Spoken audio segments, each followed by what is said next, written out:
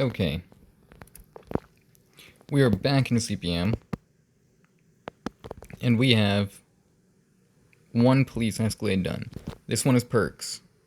This one is Chucky's. The reason why I did Perks first, technically they're both going to be pretty much the same, so realistically, it's a police Escalade. It's not really going to matter who gets which one. The reason why Perk is getting his first is because we have not done a state patrol car for Perk. Meanwhile, we've done, off the top of my head, I know 2 state patrol cars we have done for Chucky. We did the Durango and the Charger. So now we have the Escalade.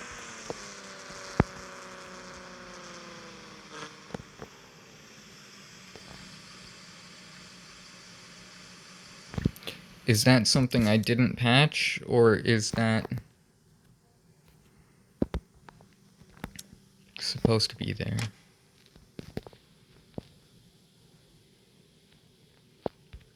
That is something I didn't patch.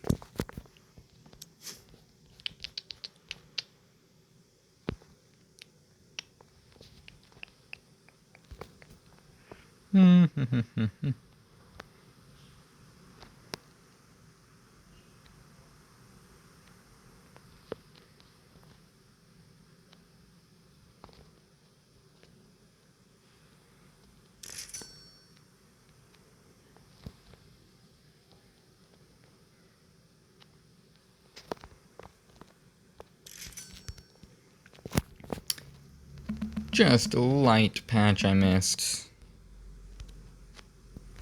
Pretty fine attention to detail to have noticed that, though. So quickly and just like, hey, I don't think that's supposed to be like that. It would be absolute hell to do Cadillac Escalade writing in there, so we're not going to. If they want to, by all means, have at it. It's a tiny badge. It is easy to fill out, but it's not easy to fill out because of how tiny it is. It's literally just 2 pieces of writing. If they want it there, they can put it in. If they don't want it there, they cannot put it in. I don't do badging for my state patrols, ever. There is only one state patrol car I have in which has badging, and it doesn't have submodel badging, just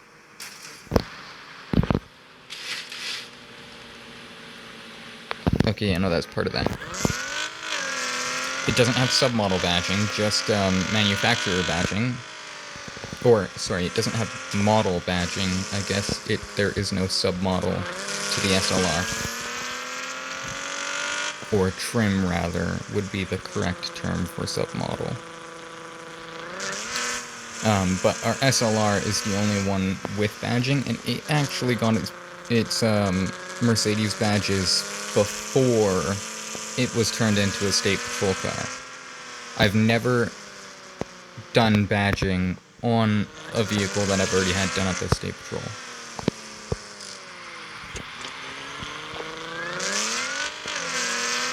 It's running the LSA. It is running a 10-speed active 4-wheel drive. Should be. Pretty sure. I'm almost certain it's active 4-wheel drive.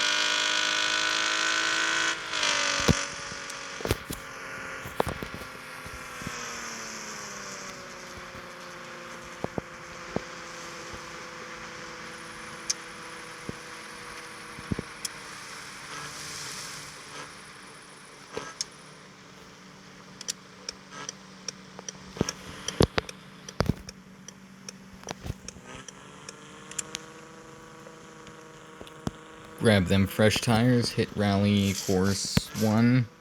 We'll refer to our old rally course as rally course 1, and our new one as rally course 2.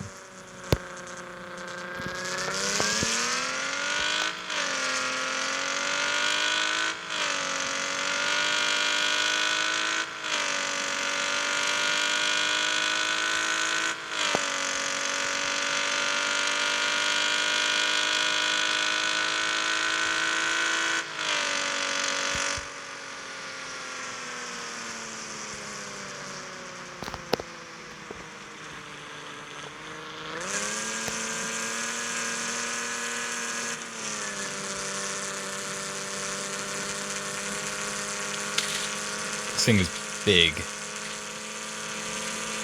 Bigger than the Durango. Makes sense, it's an Escalade. Just a luxury Suburban. But I mean, the Suburban is a pretty it's interesting that this is just a luxury Suburban, because them Suburbans are actually decently luxurious. Like, they're nice rigs to ride in.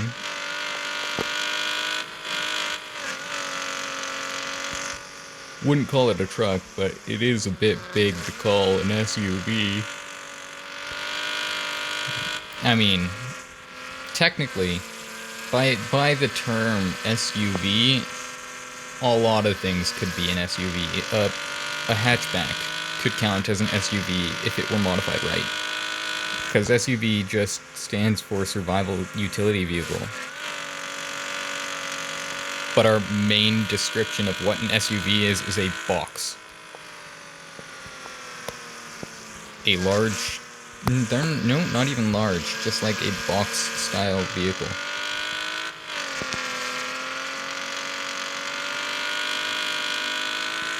I think we were on 3 wheels for a moment there.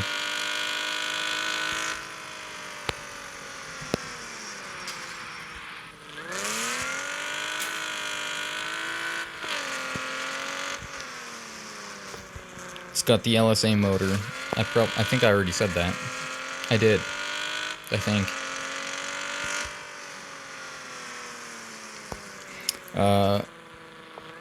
I would like to get back and finish that, Jesus, sorry. I would like to get back and finish that MWT walkthrough. I do need to get a bit more XP, that way I can... I'm pretty close. If we don't get back in and finish that tonight, we'll do that tomorrow. Because we're right close on that. And we should be able to get back into RTHD by tomorrow.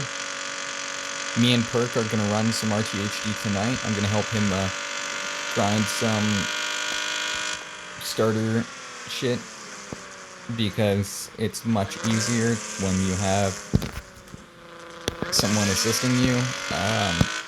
I'm sure you could look back and find the starters guide or walkthrough I did on MWT, and I know I got to do a bit of a better job on my starters guides and walkthroughs. I think the best starters guide I've done so far was the one for CarX, because I went really in depth with that, and like even went back and almost died.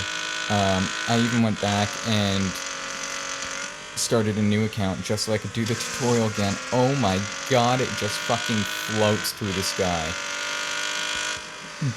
Did I strap wings on this in my sleep and forget about it? Like, shit. Do we have helium balloons in our chassis? What is going on? We fucking float through the sky. Oh my god. I wasn't expecting it to just float like a cloud. Like, that was amazing. I'm very impressed. I hope my Escalade does that. So, Chucky and Perk are getting the older Escalades. I saw another Escalade selling for low prices, and I thought about it, and I was like, should I get another one just so I can have my own old Escalade as well? And it was like, I think we're just gonna stick with our new one for now. Later down the line, if we end up really wanting to, we will. They're easy to attain. It's only a 500 gold rig. The thing with the police vehicles... Sorry, that's our speaker. Our speaker has problems. There it is again. Yeah, shut up, I know.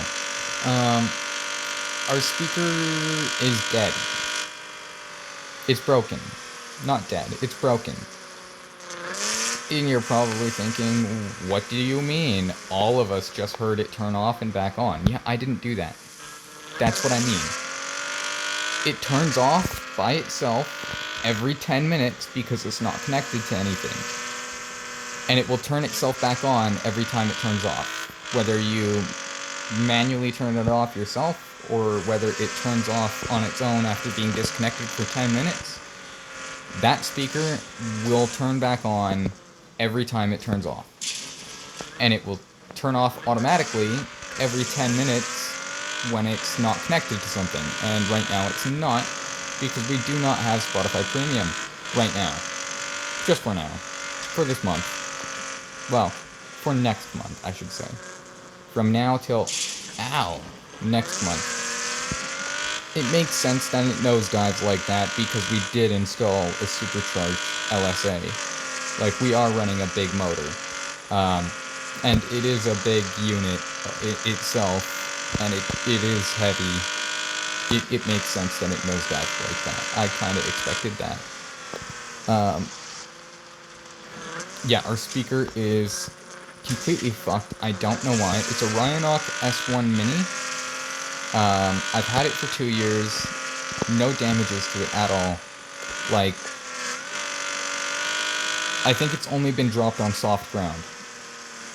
Pretty sure I only ever dropped it in the grass when I was out at the cabin. Like, there is no reason for it to be failing right now. Yesterday, I was using it, and I turned it off, and it just did what it does now, and it turns back on. I don't know why. There's nothing, it never sustained any damage. It was on my bed yesterday, so you cannot tell me that it was sitting somewhere it shouldn't have been sitting and got knocked over or something like that. Like, it was on a very, very soft mattress. So, even if it had gotten knocked over yesterday, which it was never standing up to begin with, but even if it had, it would have been knocked over on a soft mattress. Like, that's not going to cause any damages. And I'm pretty sure they would get sued if their fragiles were that sensitive and fragile. So I don't know what the deal is with our speaker. It still works, but it just doesn't turn off. And because I'm not going to have it connected to anything, it's going to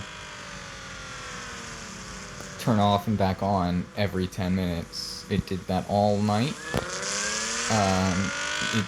It's done it ever since yesterday evening.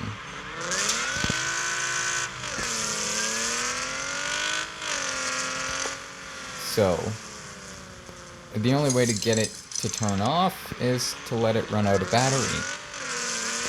And then the problem becomes, if you plug it in to use it, you now have the same problem. You have to wait for it to run out of battery in order for it to turn off.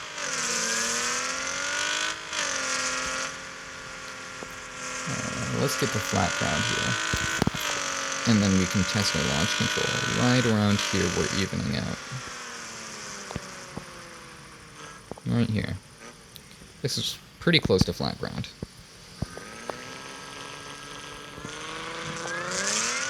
Yep, launch control's dialed in nicely.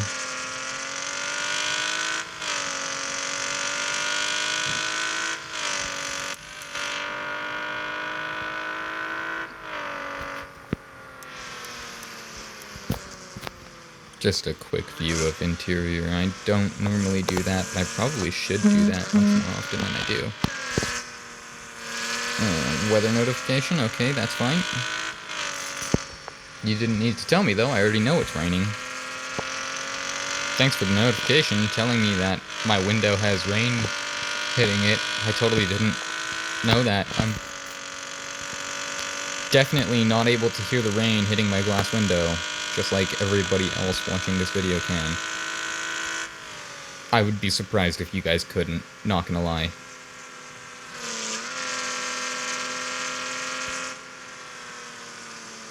I'm sure we've had quite a few points where the wind's picked up and it's been like, it sounds like it's raining. That's because it is raining where I live.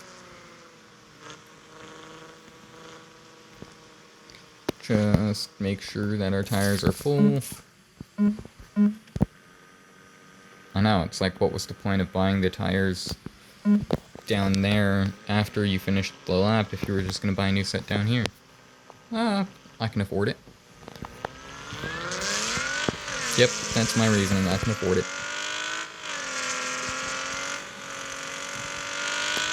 Yeah, I had full traction on the way down here. There we go. There's another reason. Full traction.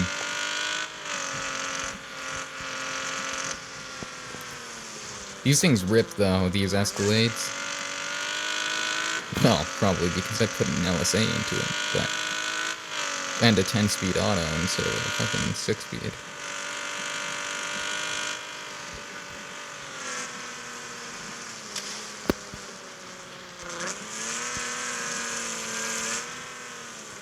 Nice. Nice and soft, I like it. My bad. Had something in my eye. But we're all good now.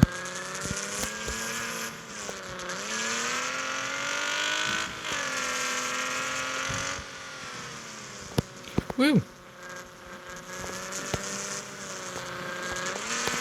Front tires lost contact there, naturally going over the jump. Just lost a little more contact than I thought I was going to.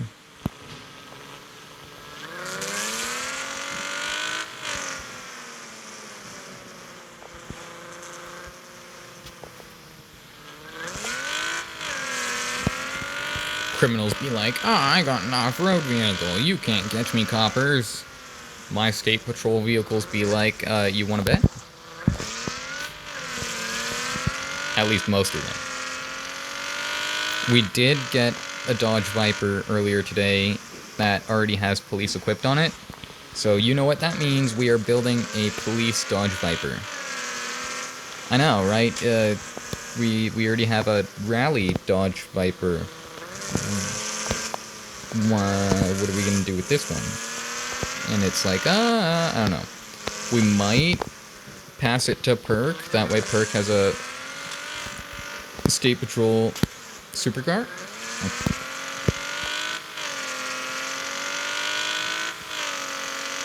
Because we already have a Viper. But at the same time, we don't have a State Patrol Viper, so it's 50-50. We might keep it, we might pass it to Perk.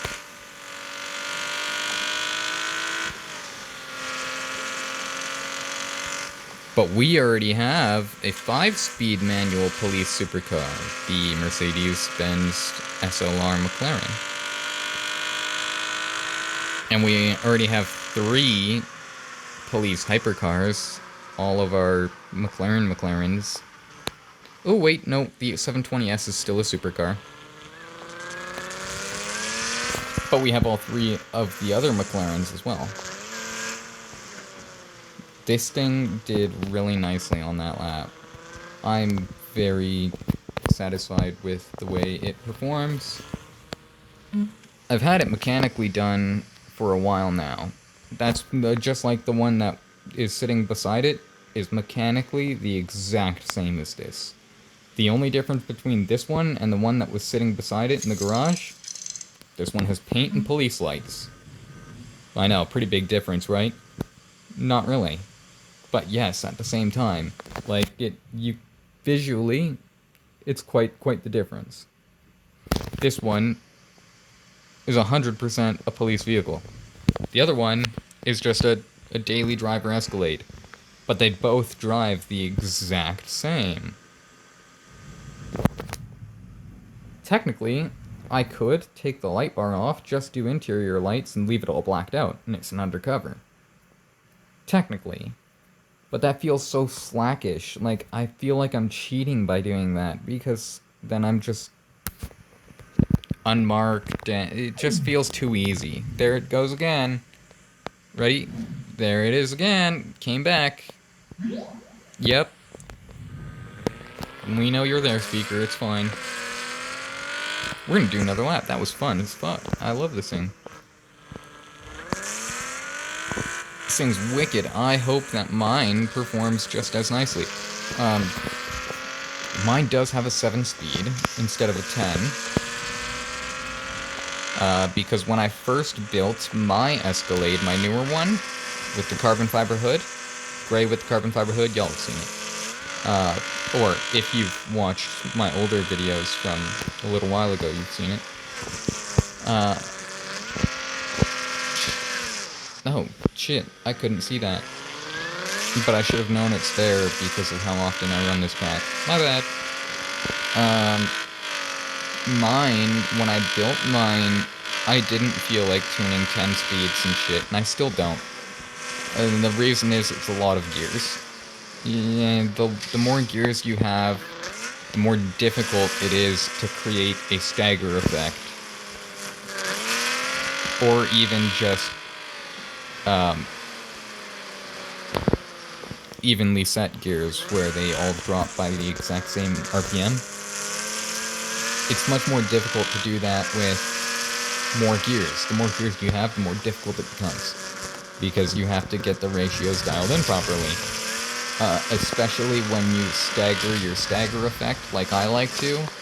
Now you might be confused by that, because some people don't even know what a stagger effect is. Stagger effect is like first, second drops by 2000 RPM, second, third drops by 1900 RPM, third, fourth drops by 1800 RPM, and each gear shift, the RPM drop is lesser and lesser so that the transmission is working with the engine as momentum increases, because the engine has to work harder as momentum increases. So if you have your transmission working with your engine as momentum increases, your engine's not having to work as hard. It's efficiency is what it is. Now, what's a staggered effect, you mean? Or you might be asking. Well, a staggered effect is like, for instance, say first to second drops by 2000. Say you're doing a 5 speed. First to second drops by 2000 RPM. Second to third drops by 1900 RPM. Third to fourth drops by 1700 RPM. Fourth to fifth drops by 1300 RPM. See how as you go up in gear, the stagger goes up with it? That's a staggered stagger.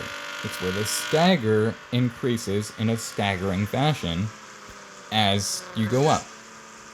And that amplifies the work of the transmission pitching towards the engine, because then you're staggering your stagger, which is more efficient than just a regular stagger, where it's a regular fixed stagger is just each time it goes by 200 lesser than the time before.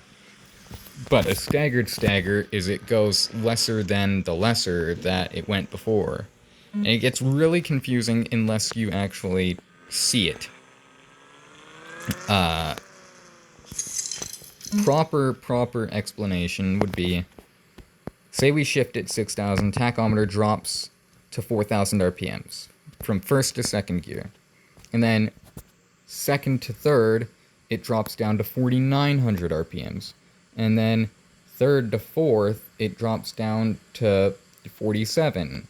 So it was first to second is always wherever you have it set. There's no stagger until you get 2 gear shifts in.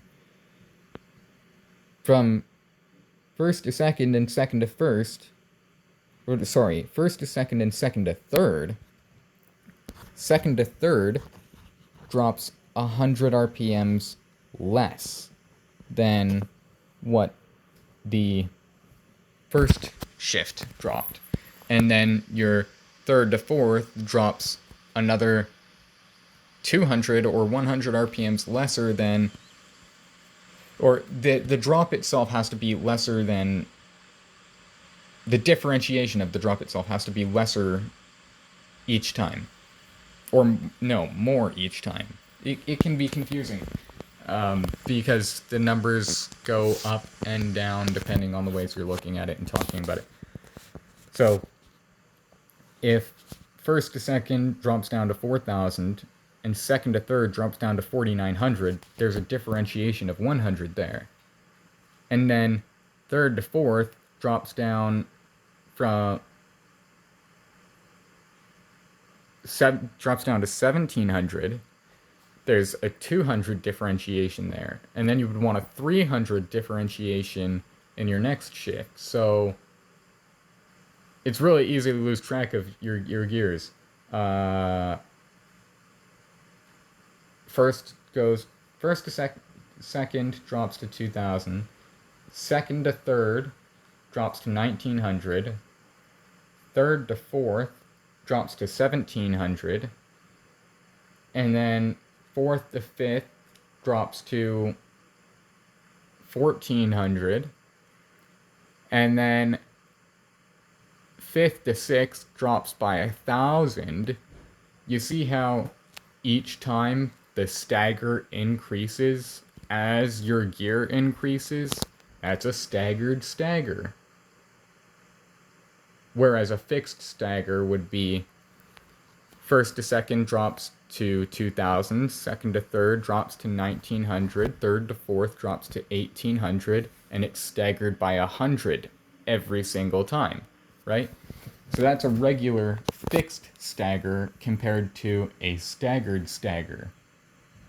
If you can get a staggered stagger to fit your gears that you're running, it's 100% more efficient, because the stagger alone is efficient in itself. But again, as momentum increases, the workload on the engine also increases. The more you can reduce that workload as your momentum is increasing, the more efficiency you're going to have in accelerating to your maximum momentum speed, your maximum top speed in simple terms. And sometimes, a lot of times, this can often actually increase your overall top speed along with your acceleration. There's big benefits to running stagger compared to not running a stagger. Now, you'll often notice most cars in real life will not have a stagger like that, or if they do, it will often be inconsistent. And you might be wondering why that is. And there's actually a logical explanation for that. The reason why manufacturers don't do the stagger like this is because they're not building performance engines. They're building economy engines. And even with their performance engines, say you go buy a Chevy Corvette. Chevy Corvettes are seen daily driven summer cars. A lot. Yes, they're great performance cars. Yes, it's a supercar. But at the end of the day, the manufacturer's always going to account for economy. And so they're going to make some gears longer than others for highway usage, for instance. Because mile to the gallon is a big sell factor in a lot of these supercars, especially for people who are not as wealthy and trying to get a supercar. That way they have something fun to play with in the summer, but don't want to overly spend on it and still want to have some practicality. That's why you'll see transmissions with uneven gearing, where first, second, third, fourth are all roughly equal, and then fifth is longer than, or sixth is longer than, and it's like the gear is just instantly a lot longer and you lose power. Well, you lose power, but you save fuel.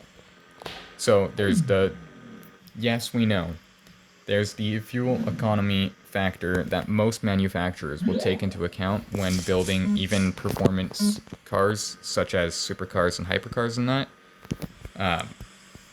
for the practicality of it. It's more practical as a daily driver to have that longer gear than it is to not.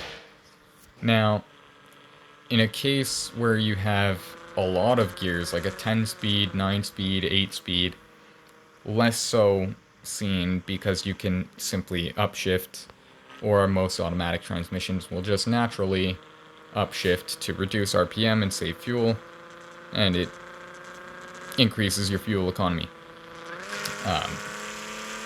Other than that, in motorsports, they often have fixed stagger or stagger. However, you will see many instances where they don't.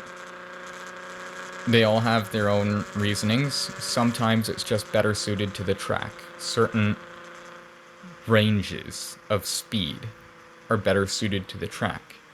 So, depending on the track you're seeing it run at, it might be just simply better for speed range and control to have gears set in a certain way that does not mimic this stagger tune setup I'm talking about.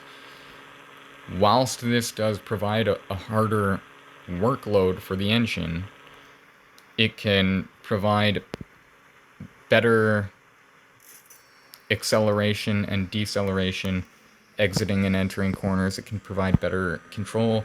Like I said, there's many reasons for it. There's probably reasons I might not even know about.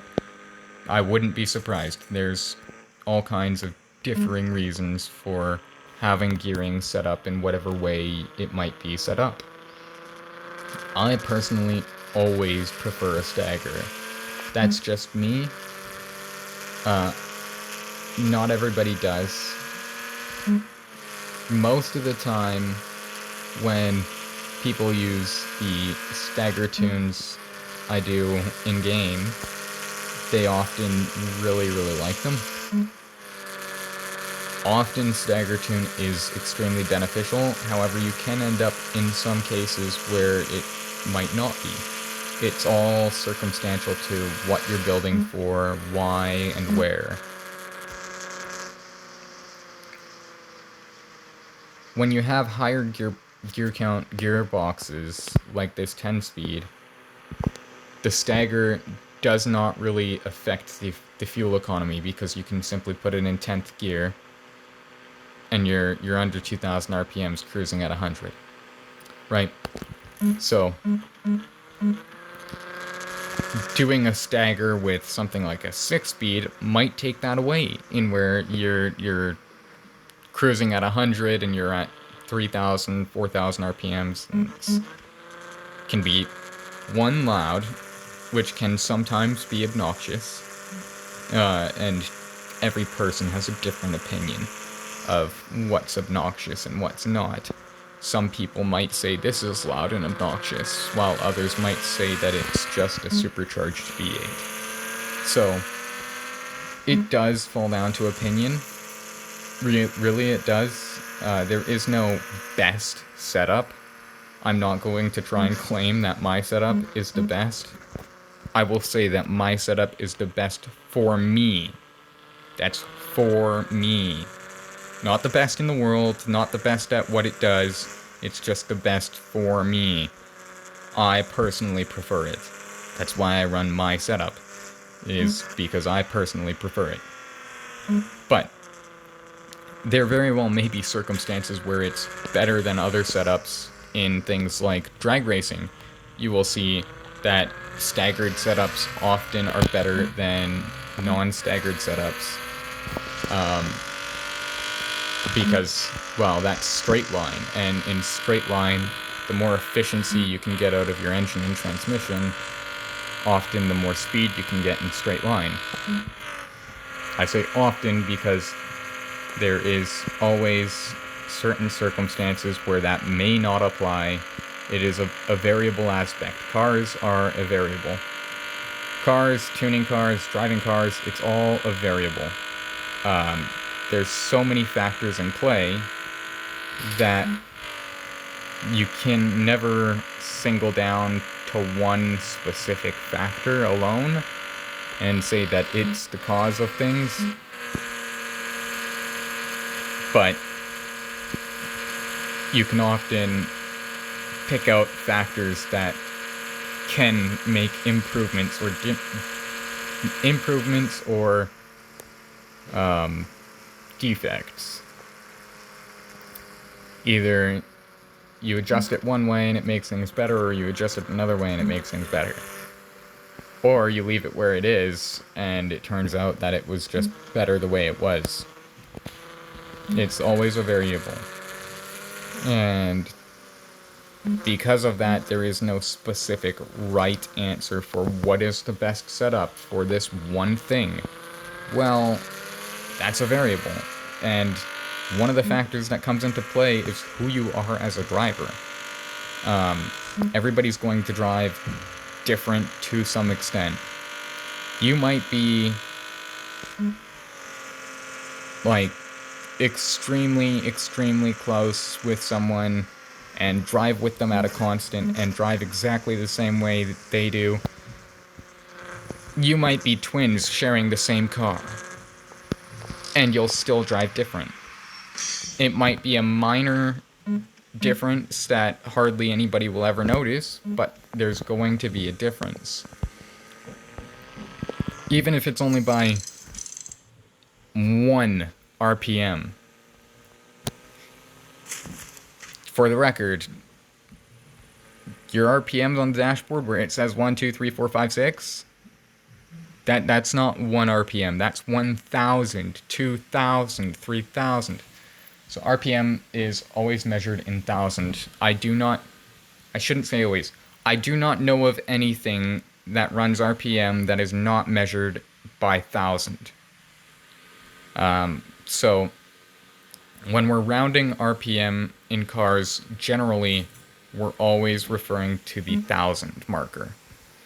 Now, I'm not referring to the 1,000 right now. I'm referring to 1 RPM. 1 engine rotation per minute. That's what RPM stands for, rotations per minute. So, we're idling at 700 rotations per minute. So 700 divided by 60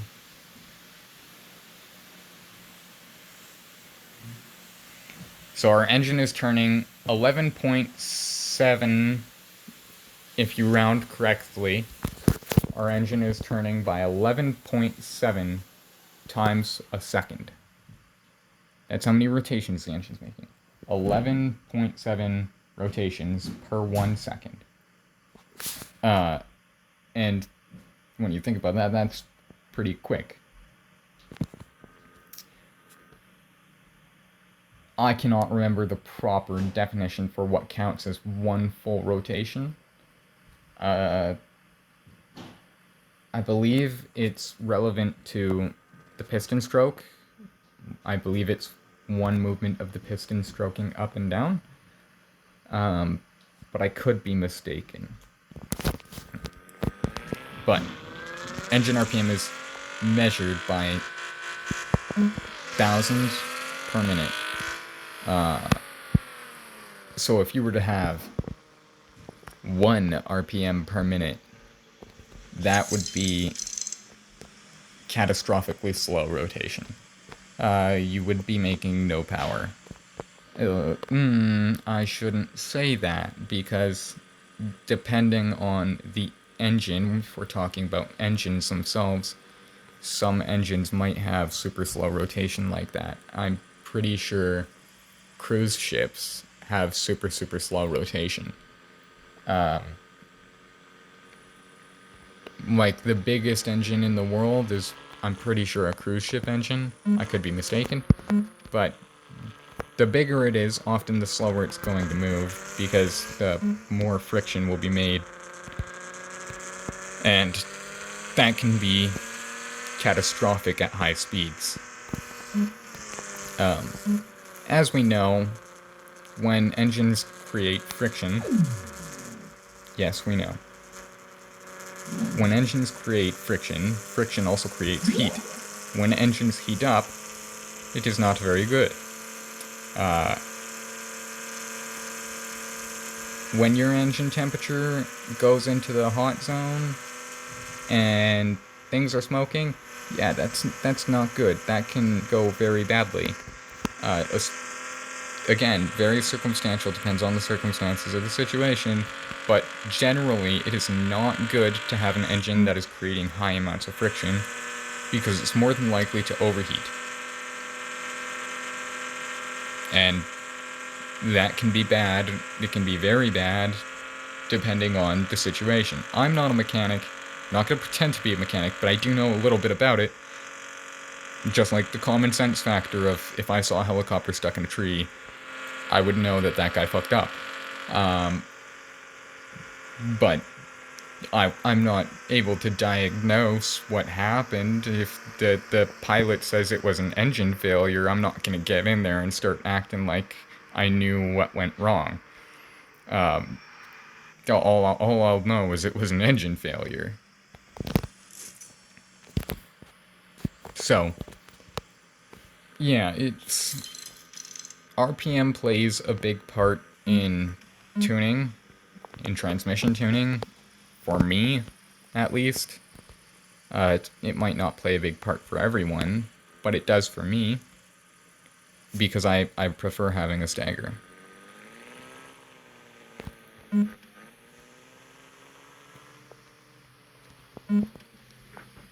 I wonder if we'll slip clutch.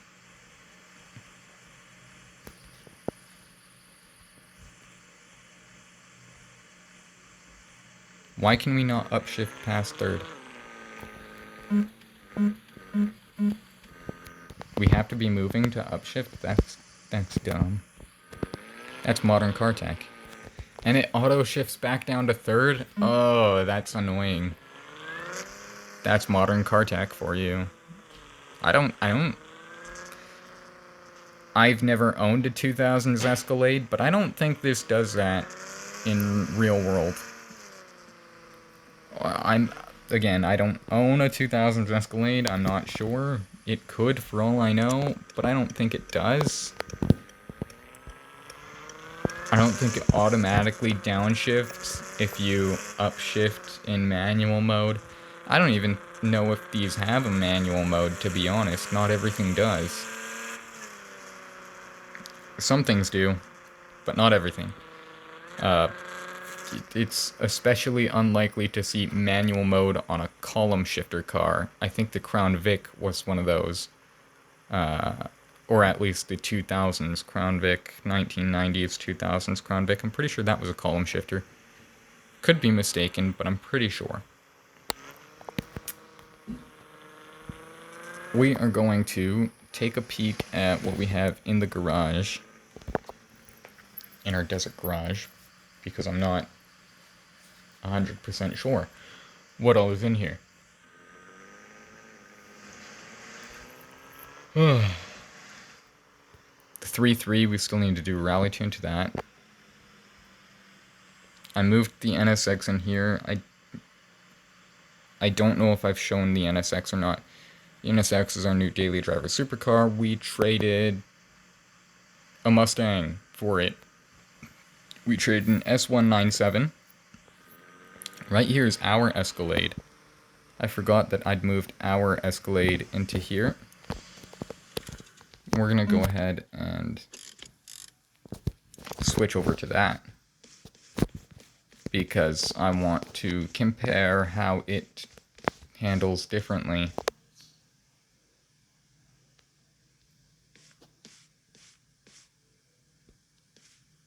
How did that end up going into an X pattern?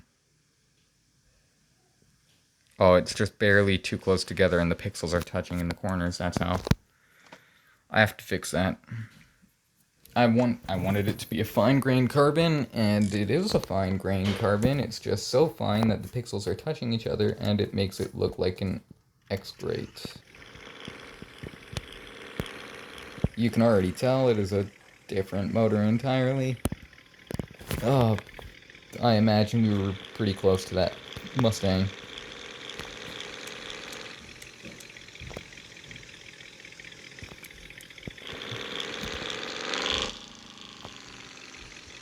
Ooh, I love the brake lights on this. I definitely do like the newer Escalade more than the older Escalade. I think it's much more stylish.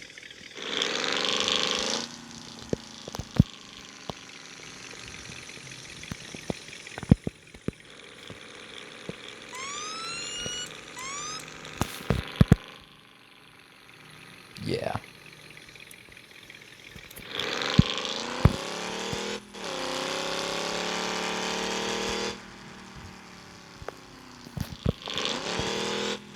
You can already tell it shifts less just from first to second. Yep, that 7-speed definitely shifts less. Well, for one, it's got 3 less gear count to shift into. Then again, when you consider it, performance-wise, the old 2000s Escalade we were just in was only running out to 7, maybe 8. I think maybe it hits 8 on the long highway. I don't think it gets into 9 or 10 though. Not on its own in drive. Oh, I should take that back. It most likely will if you are in drive and not ripping on it full throttle. It will most likely drop itself down to 10th for fuel economy. Most likely. If you're just holding 100 kilometers an hour, I'd imagine. Like this thing just dropped into 7th there for fuel economy.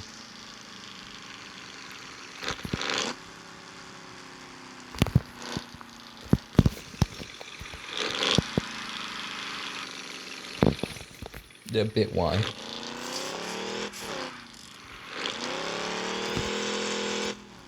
Okay, I was more aggressive doing the turnaround with this than I was the 2000s, but that's okay. The comparison will still hold true.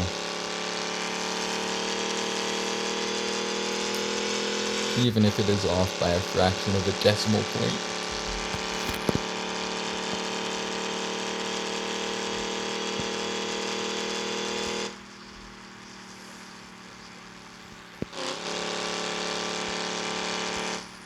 I normally don't do the carbon fiber on my state patrols, but this and my Charger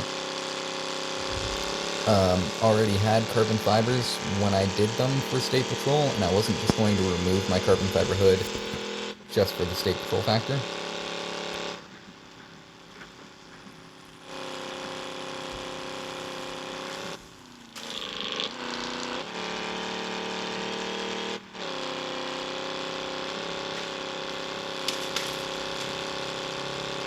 And the other thing is, the body paint color for my state patrols is black. The hood and surround of the hood on all of my state patrols is all blacked out. So it actually fits perfectly.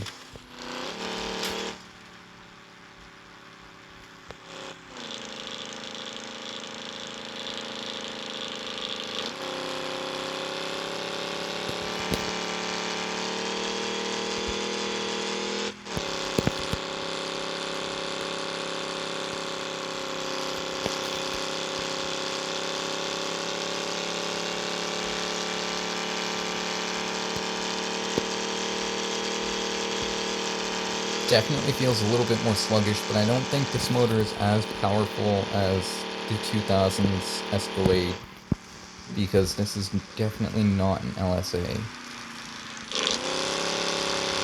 I'm pretty sure this is the factory engine that this came with, because I did buy this from the dealership. I am the original owner.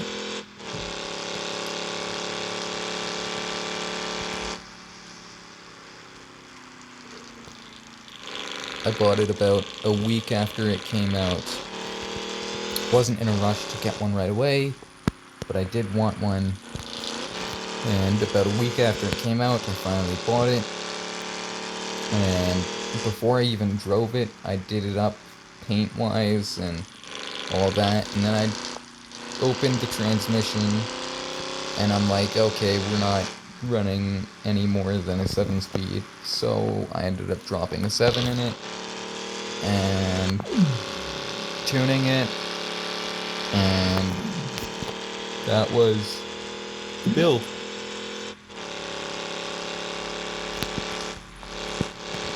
Which, to do my carbon fiber, I often have to hand paint the entire vehicle.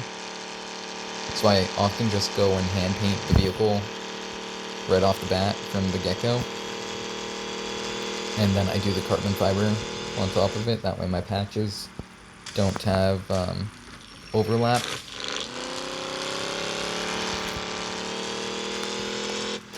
We oversped on that corner.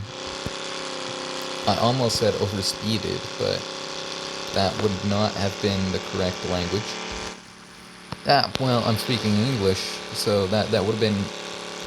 it's not in our dictionary, but it would have been English. It just would have been very improper grammar, because speeded is not a word as far as I know. Oh my god, yep, that 2000s is definitely making more than I am making. If I had to guess, I'd say it's probably a 200 horsepower difference or so. Most likely. Maybe a little bit more.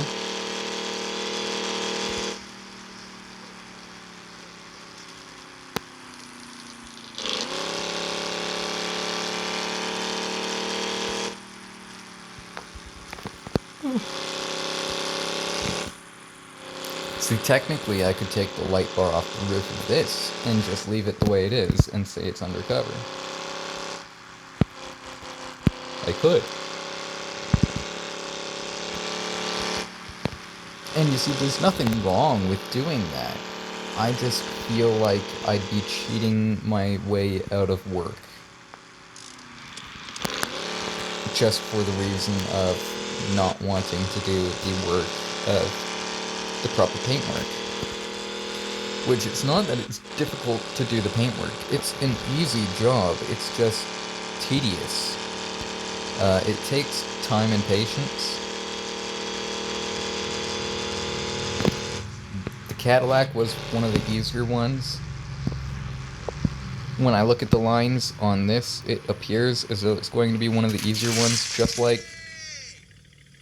Yeah, we're letting this fall all the way to the bottom. This is going to be great. Aww. I thought we were going to actually hit the water and go through, and that would have been awesome. Yeah, it was still pretty cool to just fly through the windshield off the bridge. Like, that's a pretty legit crash. Missed that.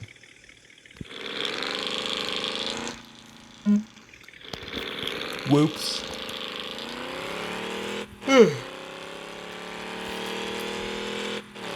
Based off looking at the lines on this one, I'm imagining that it's going to be fairly easy to do like the older one is.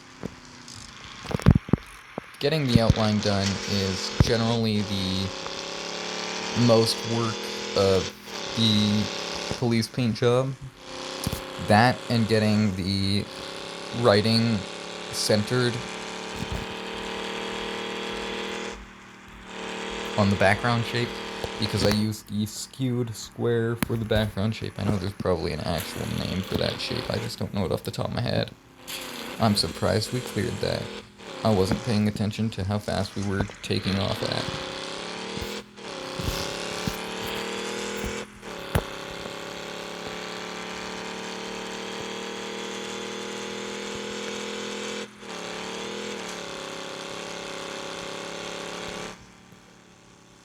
That was nice and even.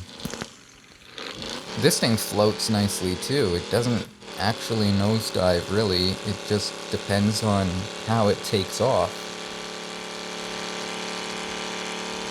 That was a much nicer takeoff and landing than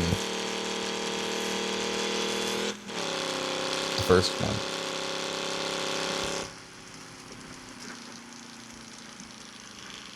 That's because the first one was in the other Escalade. I wonder if that's just... I wonder if we just hit a bad line taking off with the older Escalade. I wonder if we just hit a bad line and that's what caused it to nosedive like that. Possible. Very possible. 100% possible.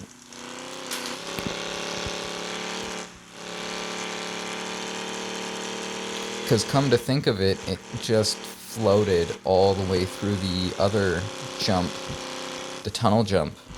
It floated through that. So I wonder if we just got a bad line. Maybe we just ended up hitting a bad line. I'm thinking that's what it was.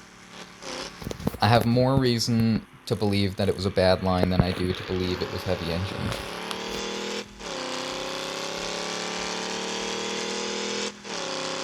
Because if it was heavy engine, you would have expected it to nosedive on the tunnel jump, but it didn't. It just floated, just like this thing. So maybe it was just a bad line. I think I'm going to give it the benefit of the doubt and say that it was just a bad line.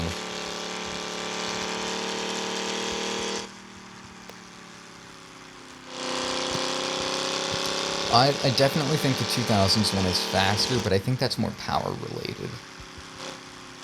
I think it comes pretty equal in handling.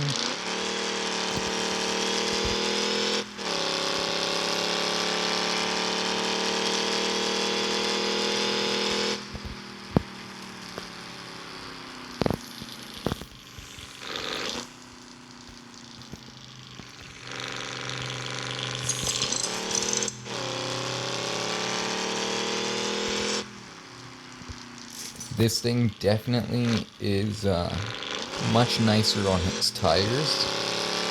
We didn't even get into yellow. So it's definitely much nicer on the tires than the 2000s. Which makes sense because this has less power.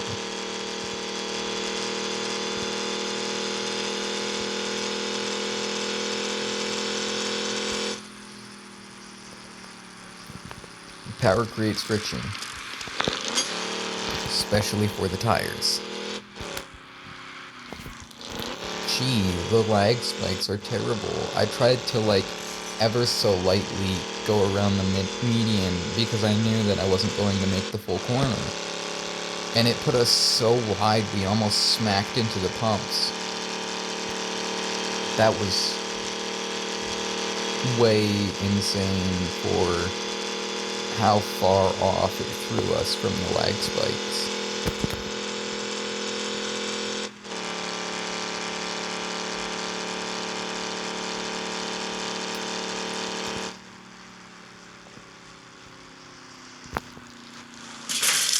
Yep, of course.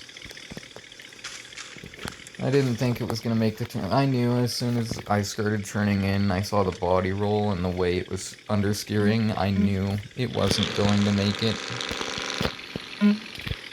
I was just hoping it was going to at least make it past the barriers.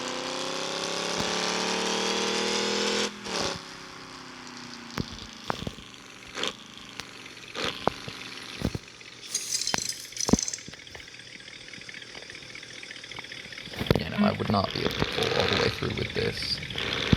Not without it scraping bad.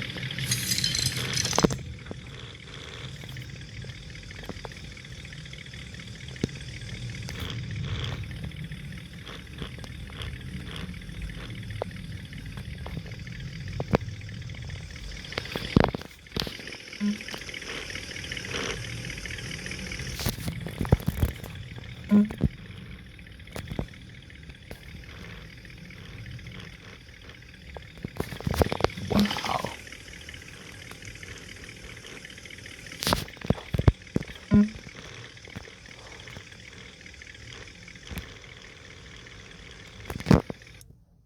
Nope. Pulls out the fucking phone when I tell it to change cameras. I hate when it does that.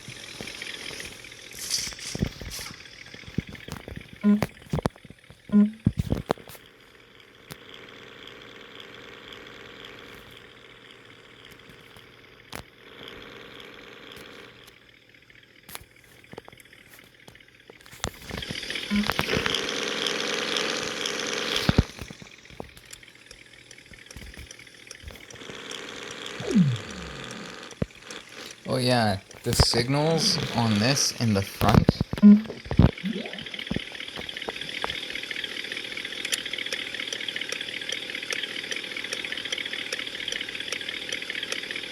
Do you see them? Of course not, because the engine's on. Right? Isn't that stupid? CPM devs were like, oh yeah, we'll make the signal lights the DRLs. And it's like, I'm sorry? What? You mean so nobody in front of me coming head on can see my signal lights if my engine is on? You fucking stupid? Look, even if you go to nighttime. Let's go... No, let's go... 1 a.m. You can see the mirrors blinking.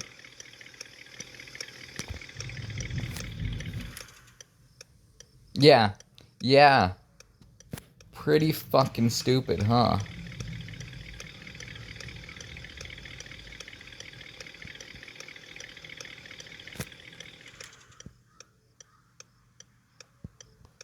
The second you kill engine, they're noticeable.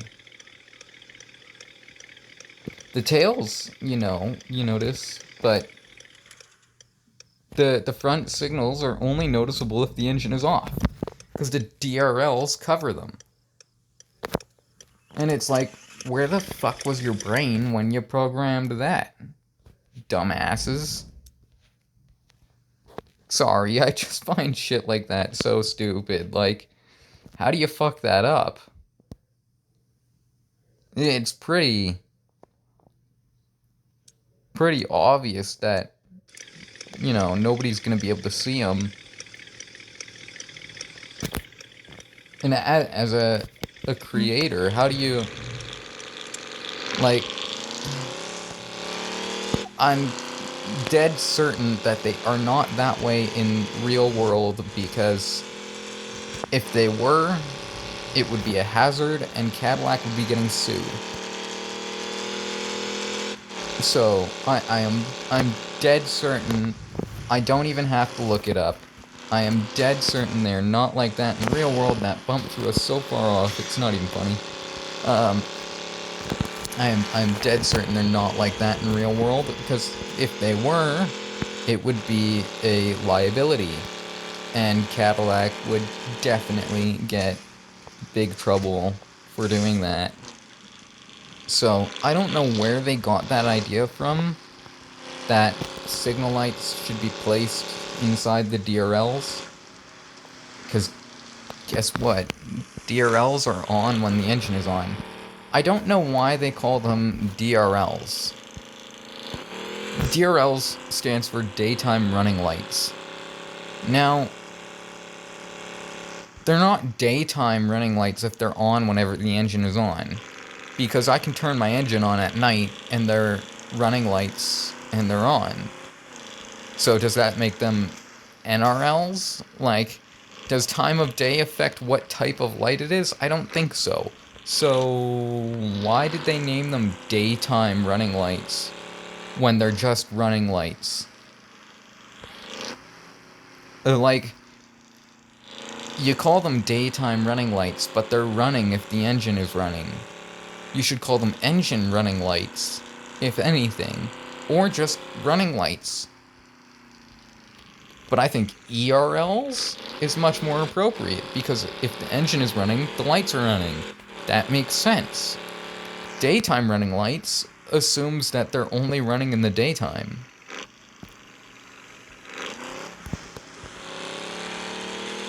Do they turn off in the nighttime? I know they don't. Or at least commonly they don't. Do Dodge Chargers and Dodge Challengers turn off their DRLs in the middle of the night and keep their regular lights on? No. No, they don't. DRLs are on if the engine is on, with everything that I have ever heard of. I have never heard of any car that has the daytime running lights turn off at nighttime. So they're not daytime running lights, they're just fucking running lights. But we have so many buffoons in the engineering bay now that it's just like, yeah, we're gonna call them daytime running lights. And nobody questioned it. It was just like, yep, that passes, that checks out. Like, how? How did nobody question that? And it's just like, so they turn off at night? And he's like, no, they're on whenever the engine is on, but they're daytime running lights. You mean they're running lights? No, they're daytime running lights. But they don't turn off at night. Nope, they stay on at night. But they're daytime running lights? Yep, that's right, daytime running lights. Okay. Like, how did that pass the board? They were just like, yeah, this gets named daytime running lights. Why did our volume just cut?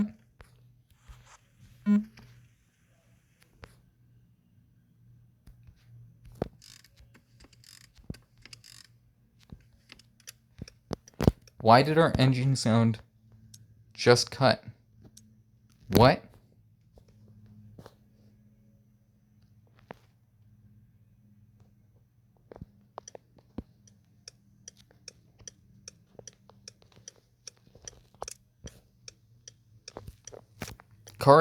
Not CarX devs, damn it. I'm so used to harassing the CarX devs because they're the ones who normally have shit fucked up. CPM devs, what the fuck is this? What the fuck? Why did I just randomly out of nowhere lose all engine sound?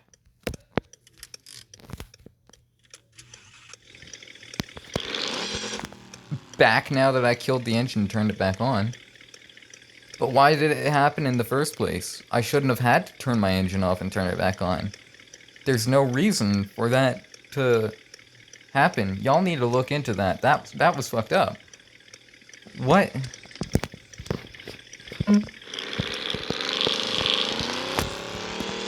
Just out of nowhere, engine audio dead.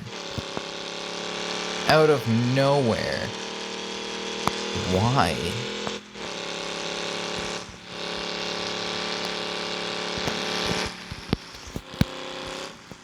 Oop, that's way off. It was way off, so I'd rather just go far right into the ditch and slow down and get back onto the road than try to go left and hold line and slam into a rock.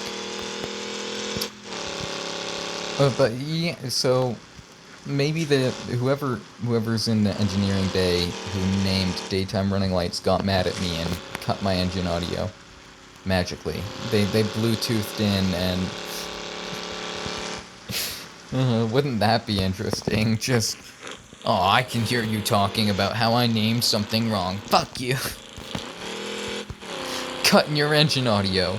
You have to stop and restart your engine, bitch. It's like, okay, I'm at the start-finish line anyways. That was really weird. Almost as weird as daytime running lights.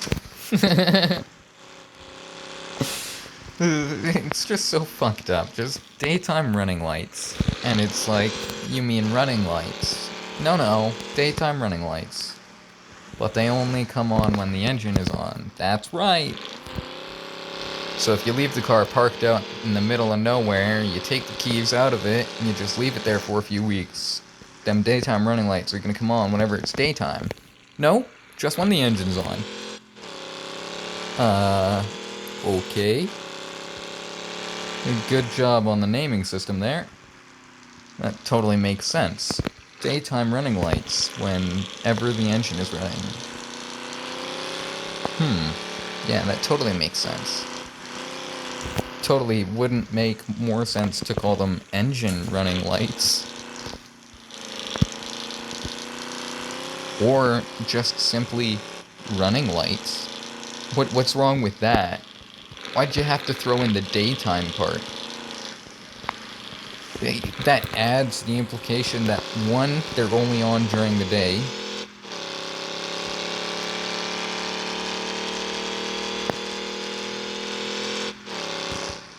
I'm pretty sure that's the only implication. But, well, it also adds the implication that they're not on during the night.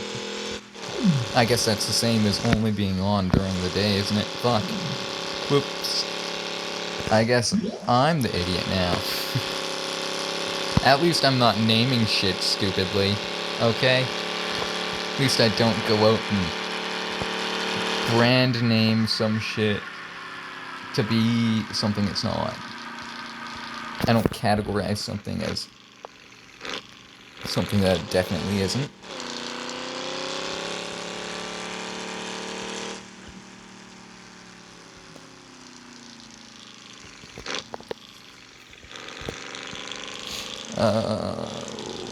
Let's take this down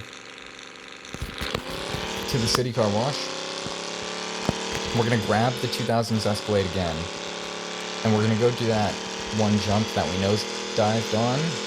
And we're gonna see if we just hit a bad line or if it just nosedives on that jump, because it didn't nosedive the tunnel jump.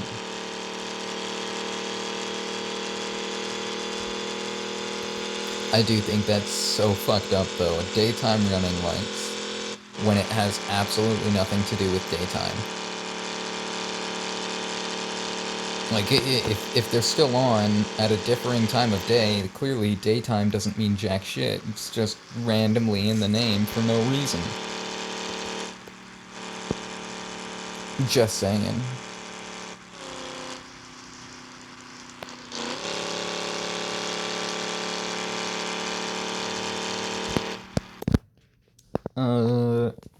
Render distance, get that bitch turned back up. Anytime our graphic quality drops, it reduces our render distance to default 250.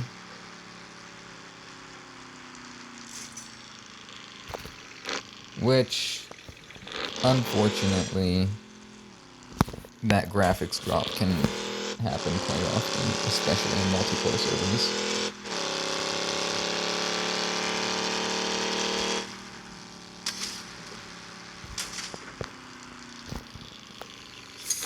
I knew we wasn't stopping.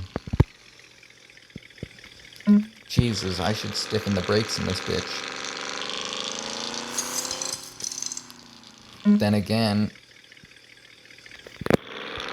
No, I should stiffen the brakes in this. I was gonna say... I am sorry? CPM devs, you have a lot of explaining to do right now.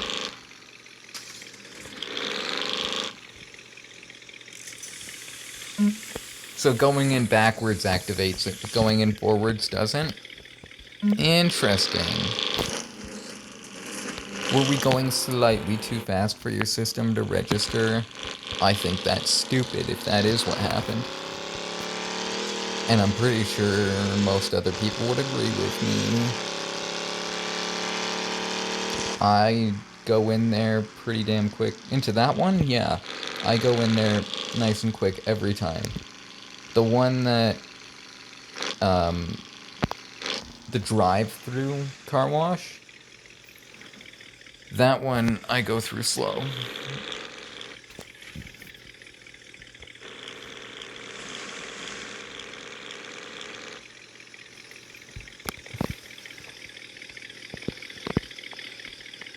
I think this one's taller.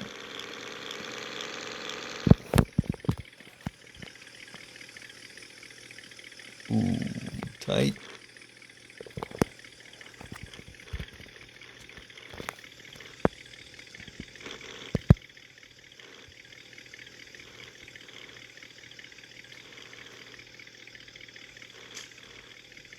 Kiss in the mirror. You could hear it.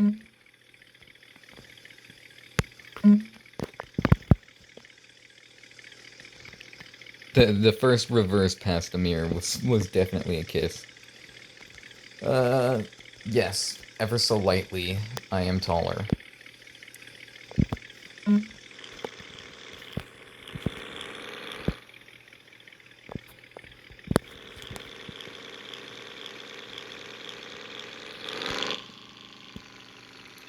Right down. Oh yeah, and we gotta get to those public rally tunes. Now that we have those vehicles, we can do that whenever we have the time to do that.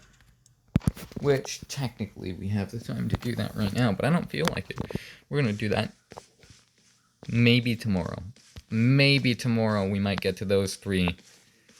The Lexus IS 350, the S13, and the FK8. We might get to those tomorrow. This is my 1970 Dodge Charger State Patrol car. And this one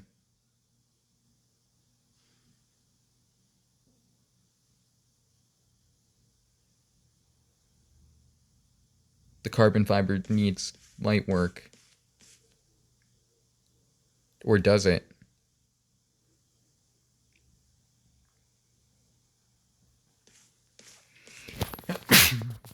Look me, goddamn. The second you back away, it looks so good, though.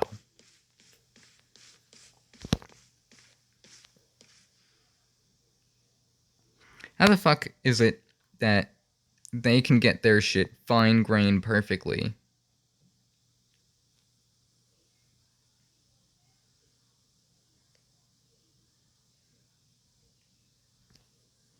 Oh no, their fine-grain does connect to itself.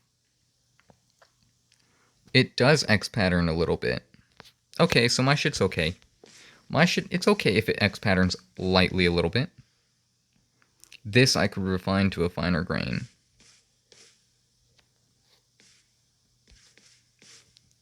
Because you have to take a bit further back steps before. I think I already went over this. This we traded for an E46 BMW. Which we already gave Chucky his R34. That's why there's only one. We gave Chucky his. Perk is going to pick up his whenever. So long as it's sometime within this week. So long as it's before Sunday. I really don't give a fuck. Which it's Monday for me right now.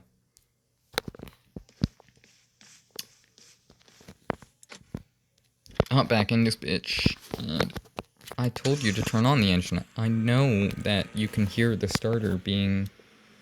You can probably see the key button getting pressed, too.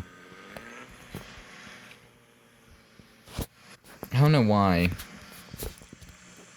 You always have to press... Always. You have to press the starter twice when you get in a new vehicle. Or when you switch vehicles in your garage.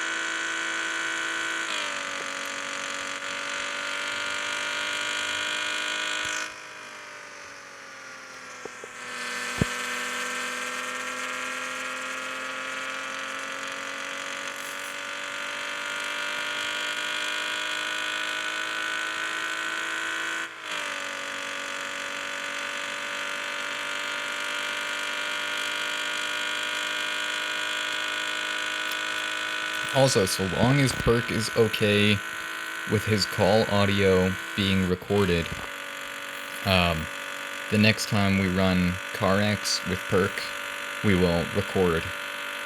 So long as he's okay with his call audio being recorded. Because we have gotten a couple good CarX sessions with Perk. We did some rally shit, not last night, but the night before, and it was a blast. An absolute blast.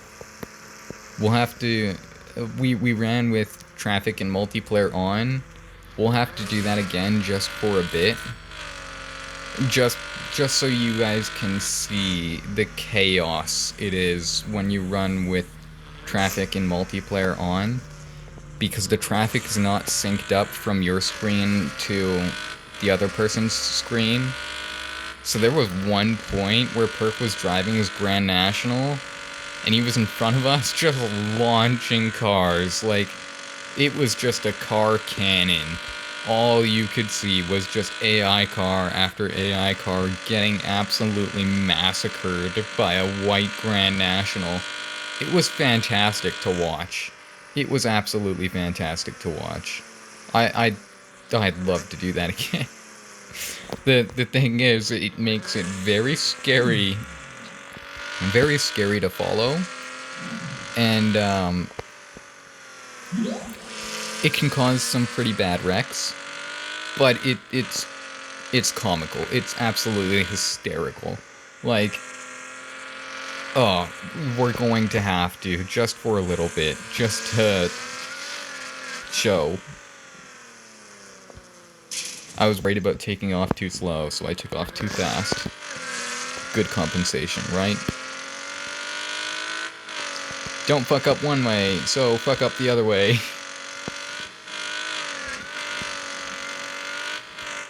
Oh yeah, it was just a bad line on the first one. That was not nearly as heavy of a nosedive as the first time.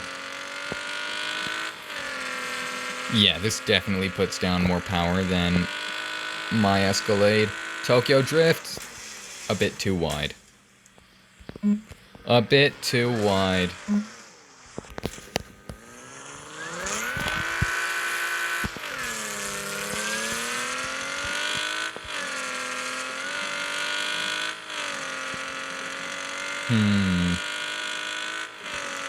You know, I never thought about it. What if I were to just yeet? The fact that it evened out and basically stayed, like, it nosedived ever so lightly, but it stayed almost perfectly even there. Like, you could see it just slow down in changing the angle almost perfectly for the landing. That was beautiful. That was absolutely wonderful. Oh, I should have my police lights on, because we are definitely not driving legally.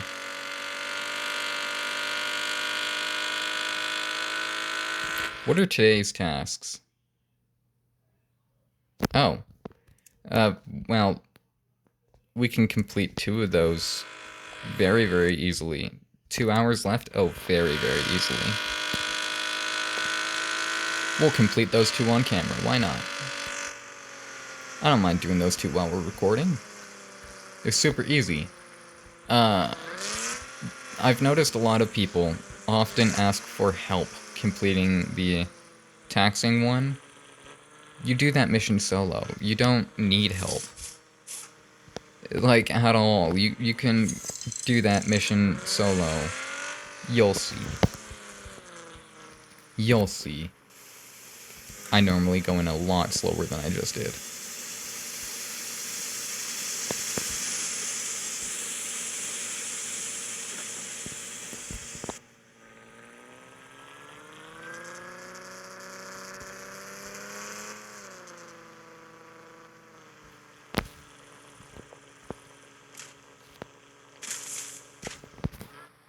My bad, shrub. I didn't mean to brush against one of your leaves and uproot you entirely.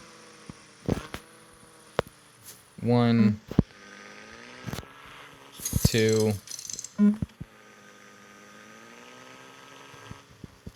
Okay, I can be more aggressive.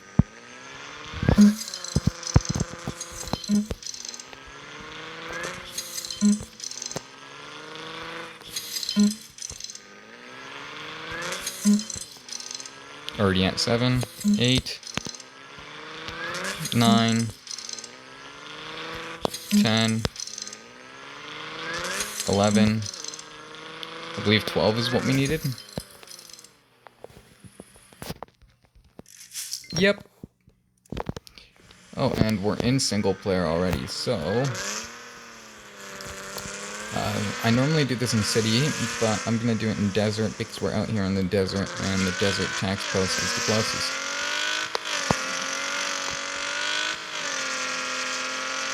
Actually, I'm pretty sure the one behind us to the left is the closest, but I don't know if the AI go down that one or not. I know the AI go through this one for sure.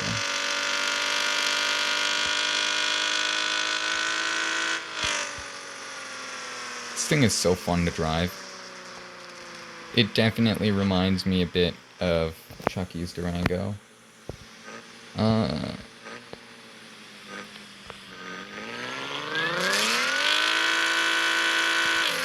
I don't really want to park it in the dirt.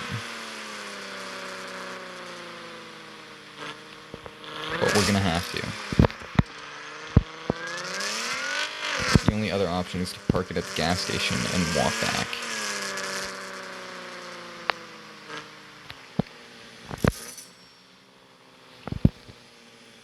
If I just...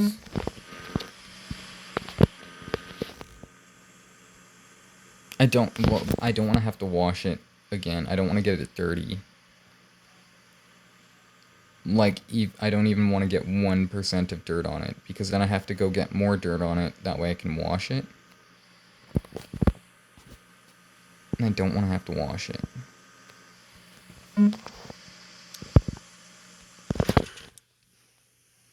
Let's see if that is good. So now, we come here. Gonna go into the middle bay. Car density, traffic car density, go up to 30. Oh, of course it's gonna spawn assholes down there. Literally all of them. Okay, fuck you. We're going to the city one. You wanna be a fucking prick like that? You can be a prick like that. Did that take 1% of dirt? It did not. That is nice to know. Single player, city. We're doing the city one, because that's bullshit.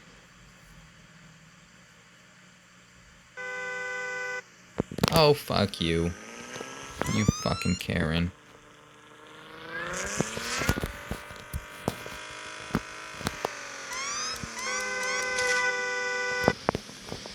Red and blues.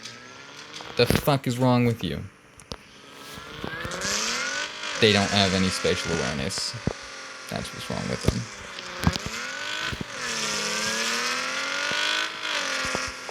them. You only have the spatial awareness to apply the brakes when an object is detected a certain range in front of them.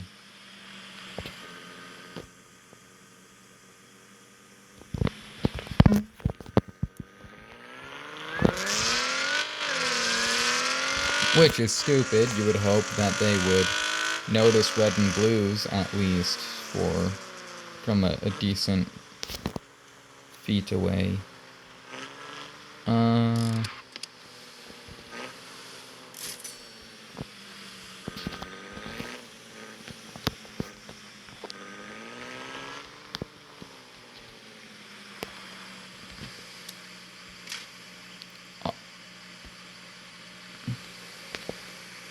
We can all agree I didn't hit that pole. Oh yeah? How's the base of it still standing? You want to see me hit that pole? You want to see me hit that pole? Yeah. Yeah. We can all agree I did not hit that pole. Not the first time. I did now. Not the first time.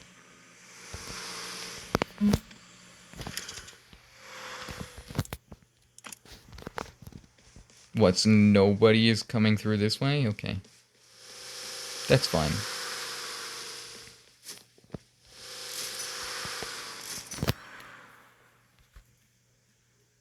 Three, 4, 5, 6, 7, 8, 9, 10, 11, 12, I think is what we needed. We'll go to 15, just because normally they would make you do 15. 13, 14, 15, and we still have another... What the fuck happened down there?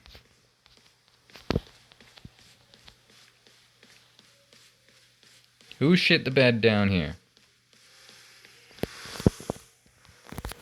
Which of you guys?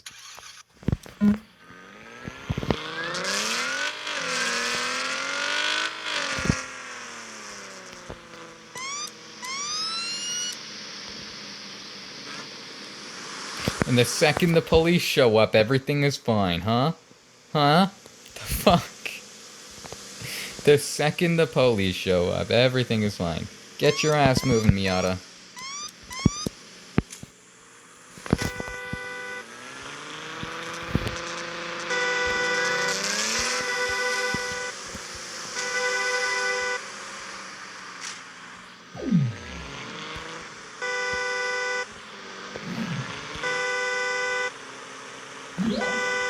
I will push you all the way. Where are we going, Miata? I can't tell if the Miata's honking at me or the guy behind him. It's the Mark V behind me.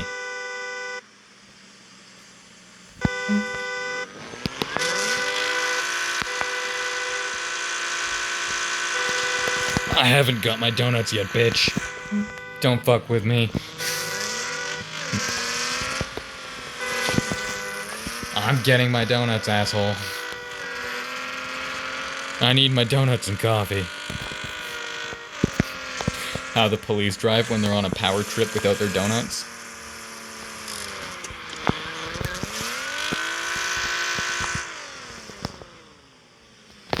That was a badass drift. I could have dropped it in park. It was just our front bumper was on the sidewalk a little bit. Our tires didn't hit the curb or nothing. Our front bumper was just overhanging on the sidewalk. Y'all sell donuts here? Surely you've got textures. You can't even tell what's in the bottom corner on this shelf. On the bottom corner of this shelf, it almost looks like hairspray or bug spray or some shit. Bug spray. Grab some bug spray to drink. Sunscreen. What in the fuck? What is this supposed to be? Is this pastries? Is that what this is supposed to be? Pastries? Oh, and you only have to run 2 kilometers as a character. That's not bad at all. I don't really care about that, though. I just wanted the solid 200 gold boost. Or it's technically, it's 240, isn't it? Yeah, it's 240 gold boost. That's a nice gold boost. We are at 283. That 60 would put us to 289.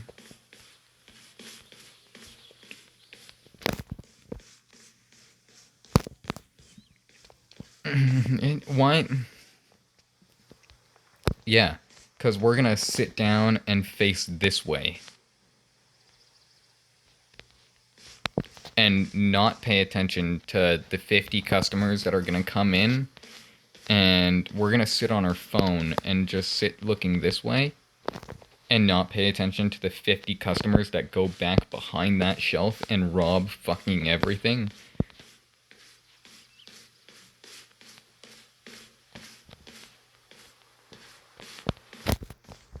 Hey, CPM devs, you need to go trim your bush.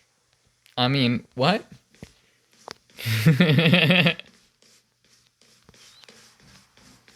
If you're old enough to know, you're old enough to know.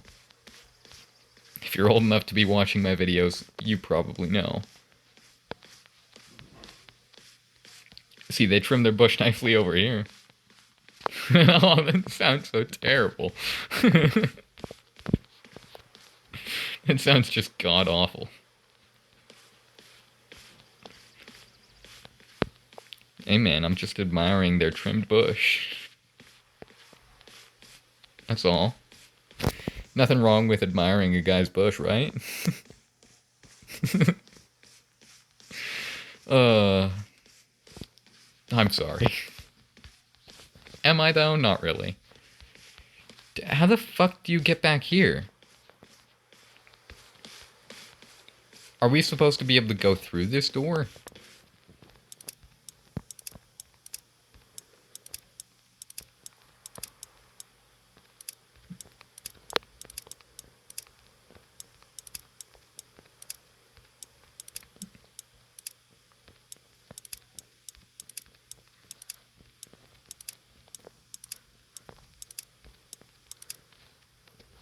Definitely cannot get through that any way at all.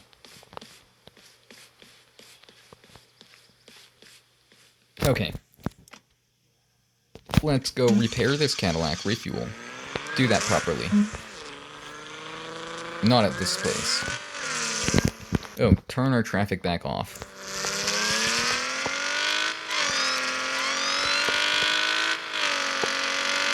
Code 3.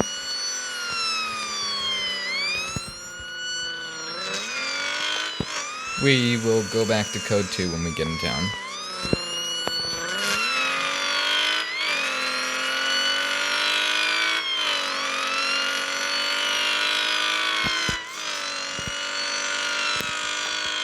Code 2? Or 1040? I don't know the 10 code for code 3, even though I probably should. I need to refresh my 10 code.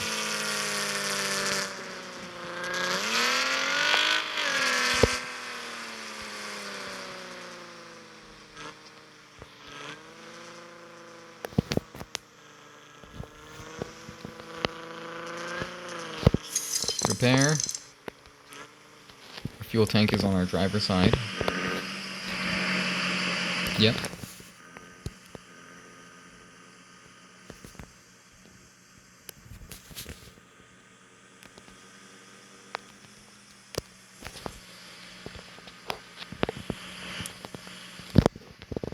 See, I think this pop-up, I don't think this pop-up should pop up until you've turned off your engine. Because I would legitly put in park, and then, hey, why did we... I feel like it's done this to me before.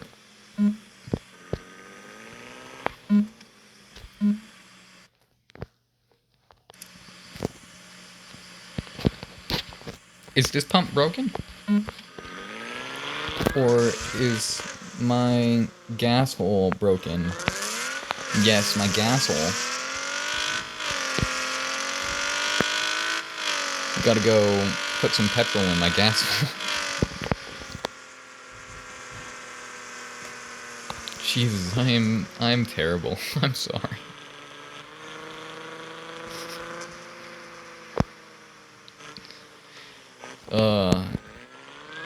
That's great. If you ever get pulled over on the way to your gas station in real life, tell the cop you are on your way to put some petrol into your gas hole. See what they say.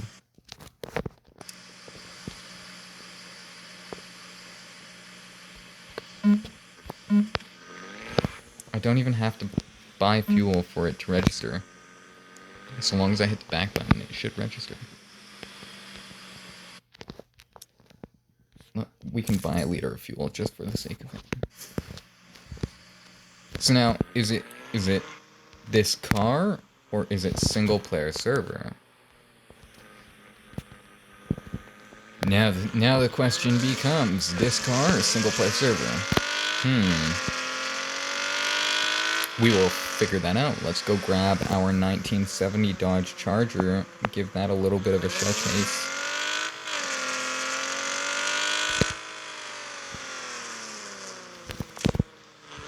I tried to weave between the poles, but I didn't swerve right quick enough. Didn't hit that right left quick enough.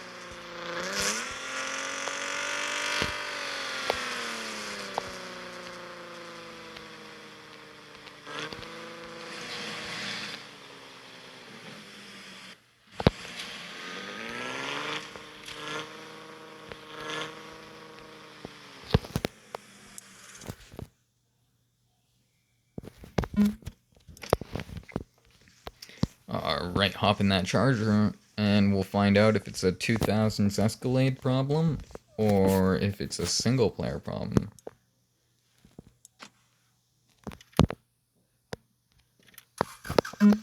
Always have to double-tap that starter.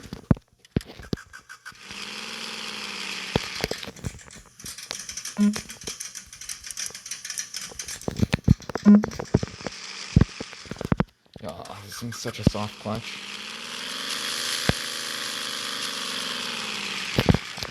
Such a soft clutch and such low power under 2500 RPM. Or maybe it's 15. Yeah, under 1500 RPM.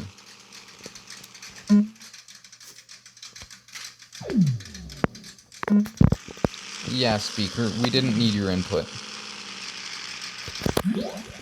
Oh, fuck you.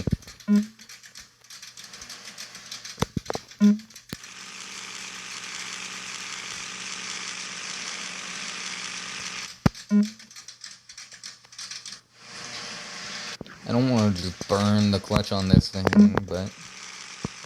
Ah, that's how it's gonna be.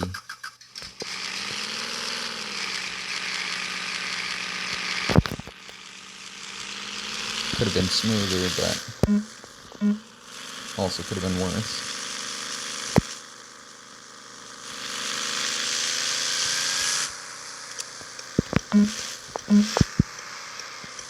You would have downshifted when I tried to tell you to downshift. Maybe we would have had time to brake.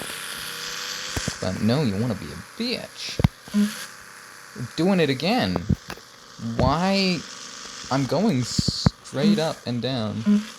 Now it's okay.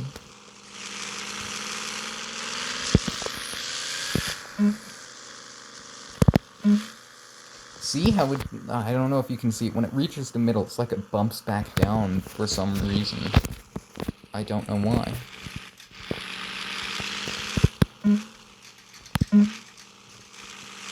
Not every time, just sometimes. I don't think I've ever seen it do that before, to be honest.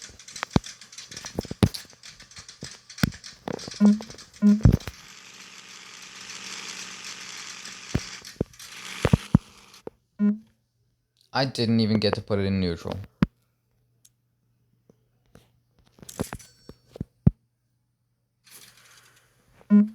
I think it's a single player problem.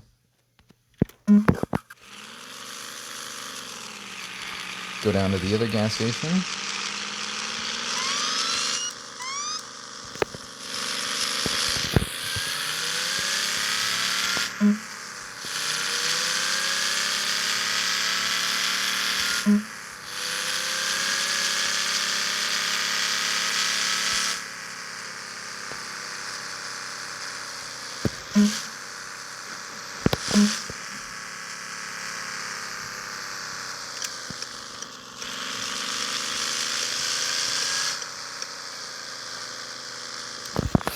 Using my signals while running 1040.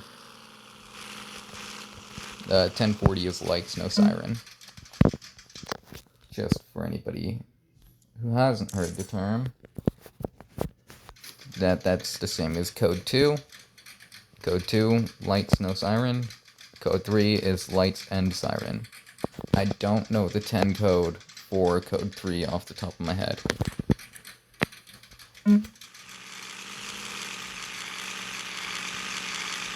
When I'm doing proper police RP, I normally have my 10 code pulled up on my other device.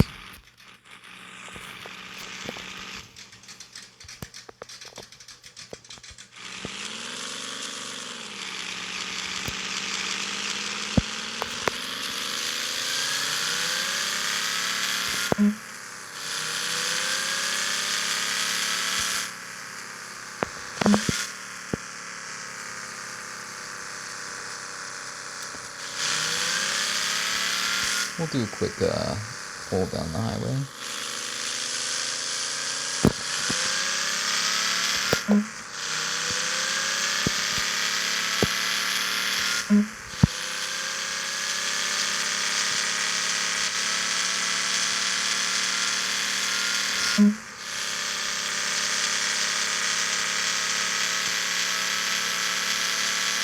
Nice quick little highway pull.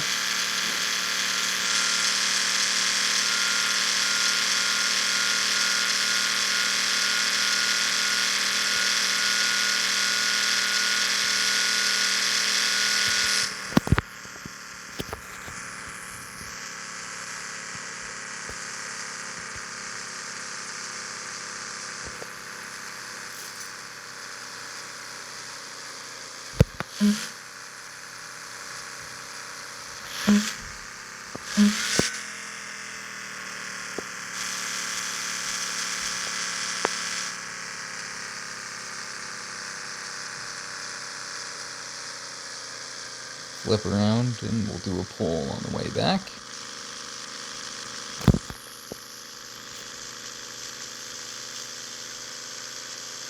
And then we'll go back to the garage and wrap up there.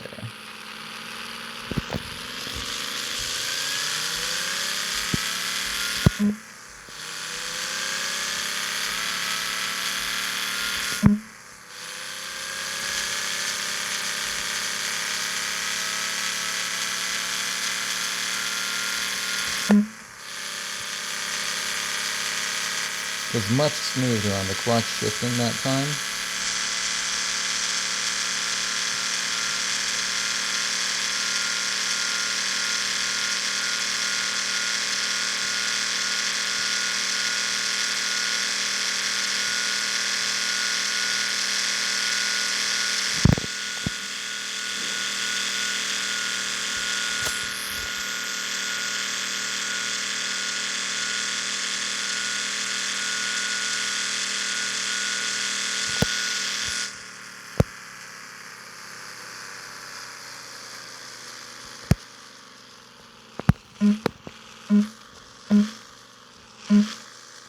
Wasn't gonna try to make that corner and end up just biffing it.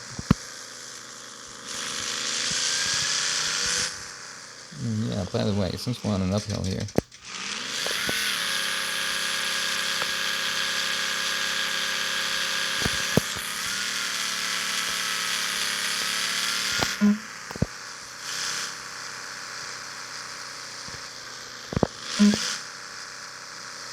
had to get a nice burnout and shred a bit of rubber.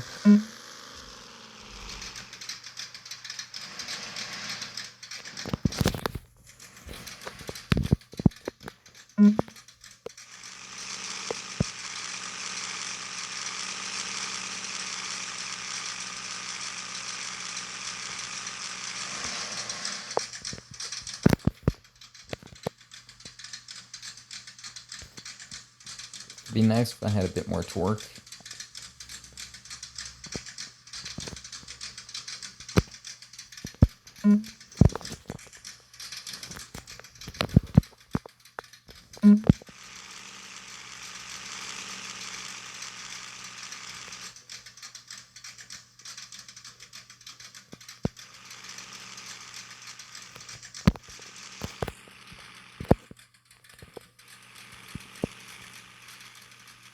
Seem to have a habit for cutting too short like that.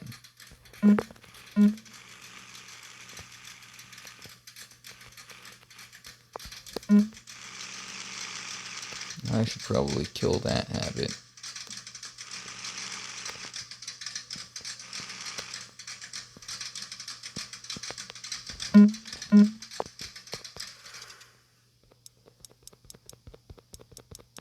That was me hitting the reset button.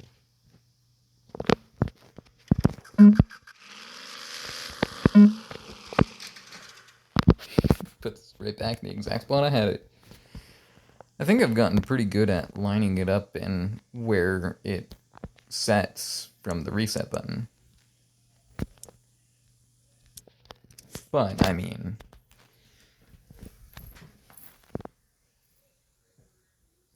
that's not necessarily difficult. I just think I've gotten good at getting it set in the right spot.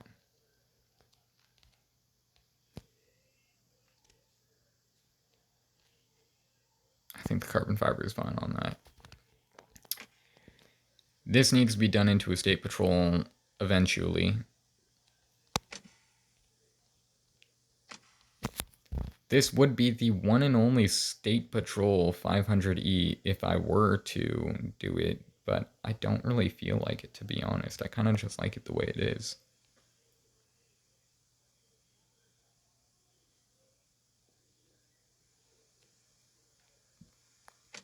These three are going to be public rally tunes. This is going to get State Patrol. Maybe this is the one I'll do unmarked. We'll see. I originally had plans to do State Patrol for it. Oh no, we're doing State Patrol for this. We're doing State Patrol for this. Oh my god, that is easy. So easy. Okay, so I'll show you. I need something that has it to show. The Impreza has it. The back doors. You see how the back doors are separate from the rear fender? But if you look at the Tahoe, the rear door is part of the rear fender. That's perfect. Because normally, what I would have to do is I do the white doors, right? Which is just 2 white squares that I cover the entire doors with. And then I cover whatever overlaps. I do the outline in black. And then I patch up. So when you have a curve inwards like this and you like to work with straight lines only, I like working with straight lines only as much as I can. When you have a curve inwards like that, you can't work with straight line only because it will end up overlapping at one point or another, and then you have black corners appearing in the white door. So how you work with that is you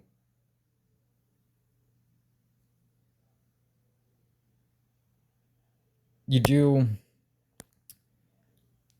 a patch, a all black patch that covers that line.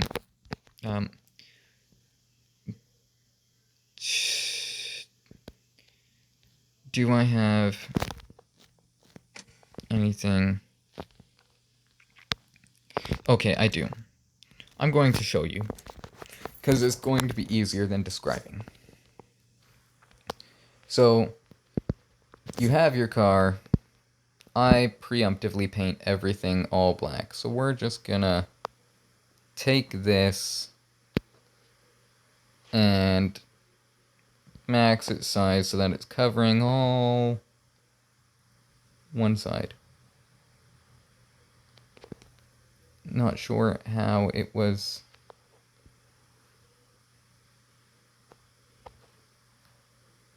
getting smaller.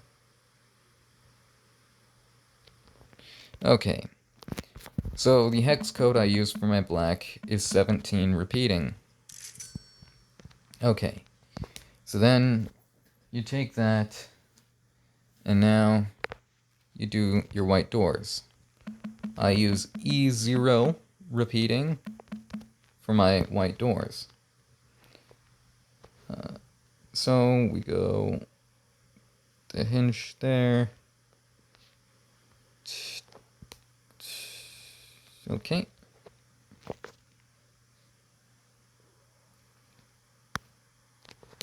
So now, one of the nice things is normally the doors run up along. I don't think that these ones do. No, they don't. They do not. And you can tell because there's no split in between the 2 doors here at the top. So they would.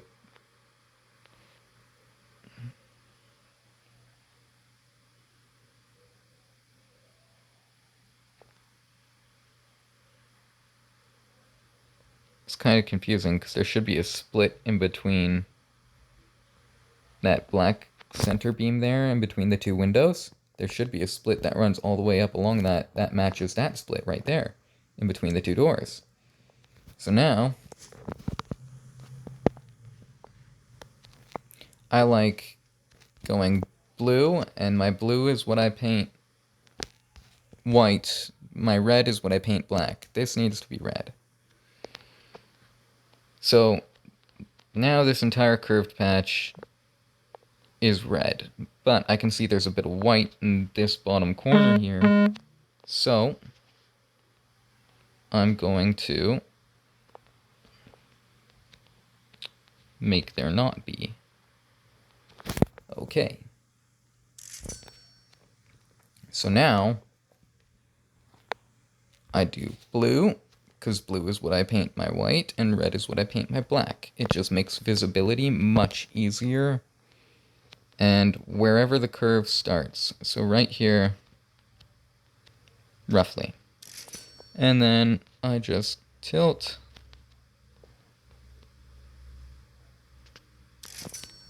and move my pieces.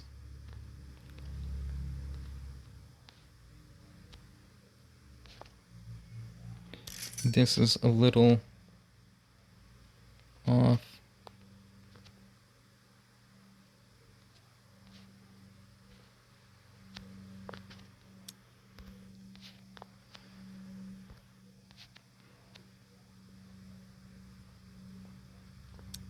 And I just copy the shapes, and I just go around the outline. If you're overlapping lightly, it's not that big a deal.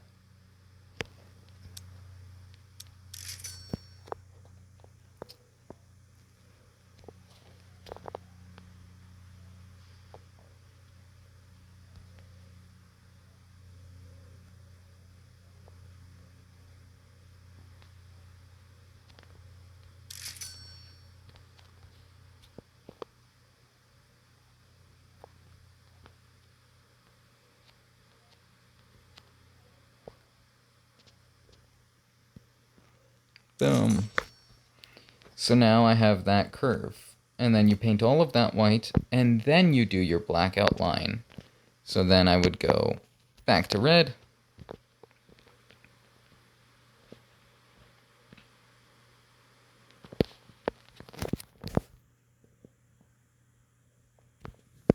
And we're just going to be rough with this because this is not our proper design.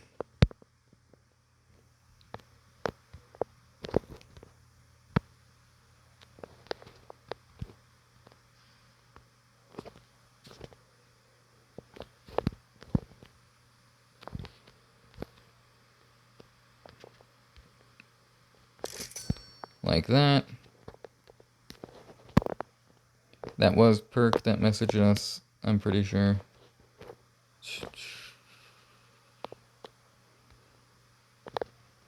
Like that. That will show enough of what I'm trying to do.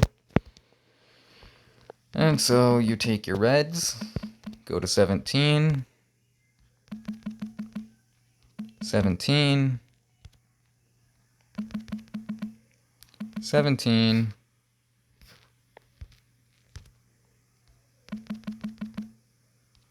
17,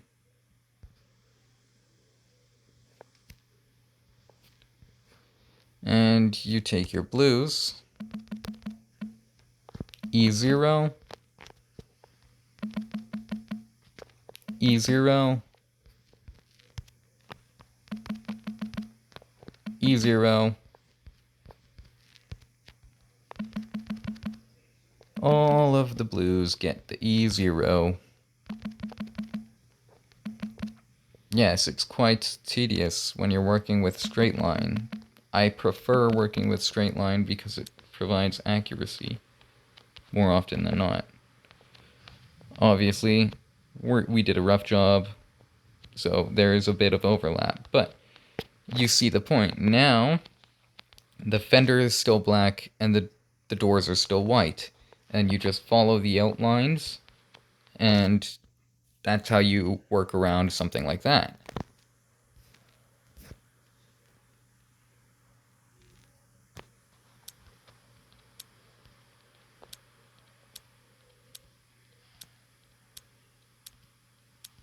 Because this is not the actual...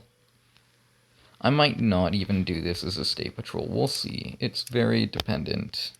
Just because I really hate having to work with rough lines like this. This has really rough lines. But we'll see. I eventually need to do the front Mercedes badge. But the Tahoe will definitely end up state patrolling. Because look, I can just do straight line on the back. I can do straight line with a little bit of curve down at the bottom on the front. And the doors run all the way down to the chrome side step. Sweet. So now I just have to worry about literally the top line where the doors open from the roof. So I just have to worry about the tops.